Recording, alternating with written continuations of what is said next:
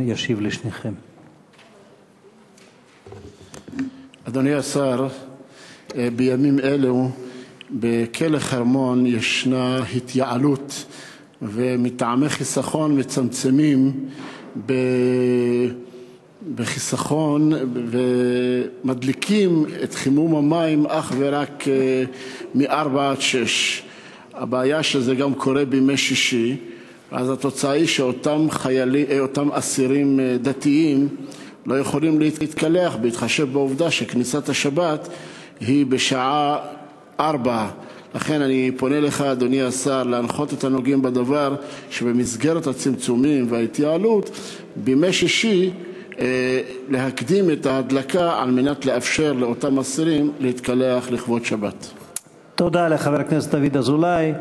השר אהרונוביץ, בבקשה. כן, חבר הכנסת נסים זאב, אנחנו מקפידים הקפדה לא לערבב בין יהודים לבני מיעוטים עד כמה שזה ניתן. אנחנו מדברים על הסטטוס, אנחנו מדברים פה על הסטטוס שהוא כרגע נמצא עצור ולא שפוט. אנחנו הכנסנו אותו, שירות בתי-הסוהר הכניס אותו לתא של רק יהודים, וכולל שהם שומרי מסורת, ובאגף עצמו נמצאים גם בני מיעוטים, אבל בתא לפחות.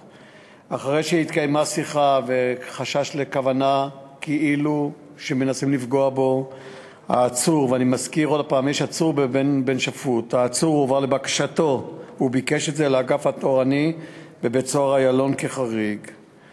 וגם שם מדובר באגף שפוטים, ואילו הוא היה בסטטוס בכלל עצור, וגם שם קיבל למעשה שינוי בגלל הבקשה שלו.